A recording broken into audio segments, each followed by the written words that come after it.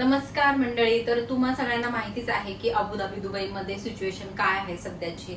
तर वॉर सिच्युएशनमुळे इतके सगळे आम्हाला इंडियामधून कॉल्स मेसेज येतात ना, नातेवाईकांचे, घरच्यांचे, फ्रेंड सर्कलचे इतके मेसेज येतात की तुम्ही बरे आहात ना, सगळं ठीक आहे ना. तर खरं सांगायचं तर इथली सिच्युएशन सध्याची अशी आहे ना की म्हणजे सगळं सुरू आहे. वॉर सिच्युएशन असेल ना तरी सुद्धा इथे शॉप्स, मॉल, ऑफिस सगळं सुरू आहे, काहीही प्रॉब्लेम नाहीये. हा एवढंच आहे की थोडीशी मनामध्ये भीती असते की असं सगळं बाहेर चाललंय, आपण बाहेर पडावं की नाही. सध्या तर आम्ही दोघं कुठे बाहेर जास्त जात नाहीये, गरजेपुरतच फक्त सागर ऑफिसला जातात तेवढंच, आणि आम्ही फक्त ग्रोसरी वगैरे काही घ्यायची असेल की तिकडे जातो. तर आजचा ब्लॉग जो आहे तो खास करून रेसिपीसाठी आहे. तर मी आज मटन रेसिपी तुमच्यासोबत शेअर करणार आहे. बऱ्याच जणांचे मला इंस्टाग्रामला आणि युट्यूबला दोन्हीकडे कमेंट्स होते की आमच्यासोबत मटन रेसिपी शेअर कर. तर त्यावेळेला मी नाशिकच्या पद्धतीची काळ्या मसाल्याची रेसिपी शेअर केली होती, पण यावेळेला मी सांगलीला माझं सासर आहे तिकडच्या पद्धतीने बनवणार आहे. पण मसाला थोडा मी वेगळ्या पद्धतीने ट्राय करून मी तशीच रेसिपी तुमच्यासोबत शेअर करते. अजून तुम्ही चॅनलवर नवीन असाल तर माझ्या चॅनलला सबस्क्राईब करून घ्या आणि व्हिडिओ शेवटपर्यंत नक्की बघा. तर चला आता रेसिपीला सुरुवात करू. तर आज मी जो भाजीसाठी कांदा वापरणार आहे ना, तो मी असा भाजून घेतलाय डायरेक्ट गॅसवर. नेहमी कापून तव्यावर सुद्धा भाजते, पण ह्या वेळेला मी अशा पद्धतीने करणार आहे. आणि इथे आहे खोबरं. आता हे खोबरं मी भाजून घेते. तर मसाल्यासाठी मी इथे ना थोडासा खडा मसाला घेतलाय. त्याच्यामध्ये मी आलं, लसूण, कोथिंबीर भरपूर अशी आणि हे सगळं घेतलंय. आणि कांदे मी असे गॅसवर भाजून घेतले. हे बघा, म्हणजे नेहमी मी अशा पद्धतीने पण वेगवेगळे करते. तर कोल्हापुरी स्टाईलचं मटण मी आज बनवणार आहे. तर इथे मी शिजवून घेतलंय ऑलरेडी. त्याच्यामध्ये मी शिजताना कांदा, टोमॅटो आणि तेजपत्र, दालचिनी हे ऍड केलं होतं. आणि अजून वाफ निघालेली नाहीये. आणि हे जे दिसते तुम्हाला, हे टिश्यू जो आहे तो मी याच्यासाठी लावला होता की कुकर जास्त खराब नको व्हायला. कधी कधी कुकरचं पाणी बाहेर येतं. त्या व्हिडिओच्या नादात खोबरं जळालं नाहीये पूर्ण, थोडस एक साइडने. आता ह्याच्यातच मी एका साइडला हा मसाला पण भाजून घेते. थोडस तेल ऍड करू आणि बाहेर ना कुठलाही आवाज झाला ना की इतकं असं भीती वाटते ना की नेमकं कसला आवाज येतोय. कारण हे वॉर सिच्युएशन मुळे ना खरंच डोकं खराब झालंय.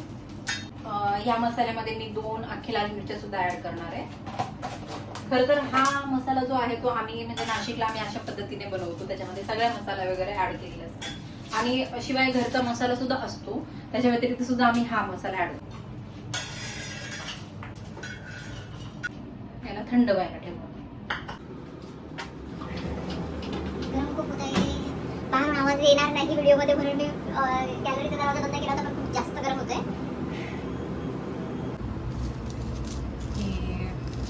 जास्त जळालेले काढून घेऊयात आपण. सागर इथे झोपले बघा, टीव्ही बघत होते. टीव्ही बघता बघता झोपले.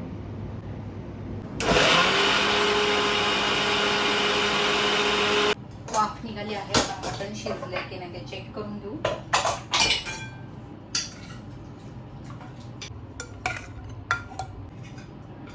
शिजले. आणि नॉनव्हेजच्या भाजीला तेल थोडंसं जरा जास्तच लागतं. तर आपण एकाच यात म्हणजे पूर्ण तळून घेणार आहे आणि मग याच्यामध्ये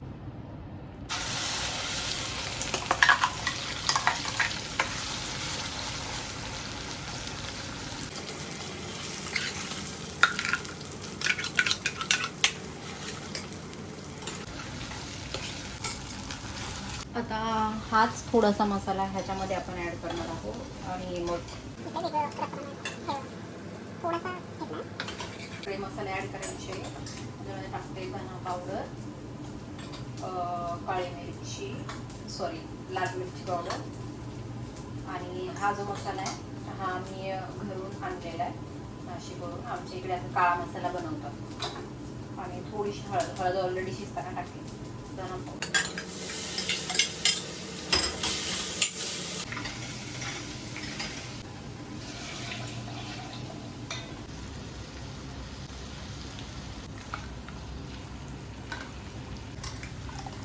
स्वयंपाक बनवतानाच मी एका साईडला भांडी पण घासून घेते, म्हणजे पसारा जास्त होत नाही किचनमध्ये. कारण माझा इकडचं किचन खूप छोटा आहे आणि इंडियामध्ये आपले किचन खूप मोठे मोठे असतात. इथे तसं नाही आहे.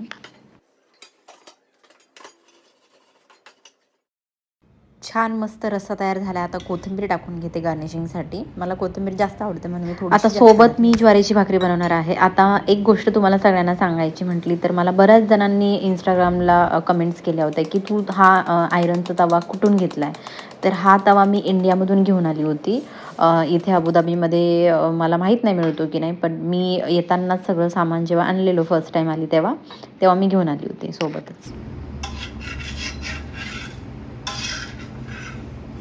आणि इथे अबुधाबीत जे शॉप्समध्ये पीठ मिळतं ना ते अजिबात चांगलं नसतं. कधी कधी इमर्जन्सीसाठी ठीक आहे मी यूज करते, पण इंडियातून मी घेऊन आलेलं पीठ संपलं त्यामुळे मला इथून आणावं लागलं.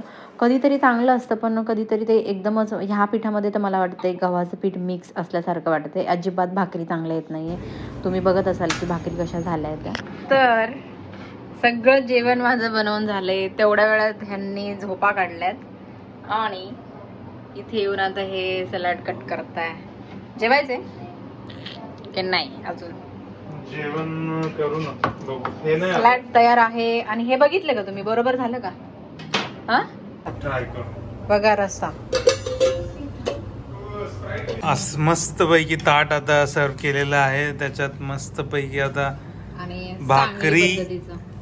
सांगली आमच्या सांगली कोल्हापूर पद्धतीचं मस्त सुक्कची मटन आणि हा रस्सा. आणि रस्सा.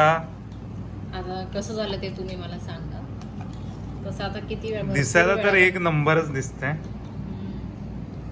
आणि रस्सा आता कसा आहे बघूया. आणि हे सलाड तुम्ही घेतलेलं. सॅलड आहे, लिंबू आहे, जोरात आहे का मा? आता टेस्ट करून मला सांगा की कसं आहे ते. तसं तर मी चांगलंच बनवते.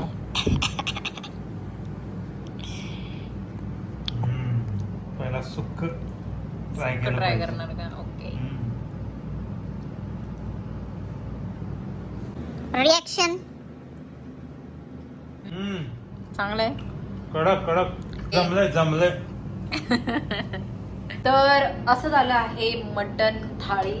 आणि मस्तपैकी आता आम्ही एन्जॉय करतो जेवण. आणि तुम्ही सुद्धा अशी थाळी नक्की ट्राय करा. भेटू नेक्स्ट व्लॉगमध्ये.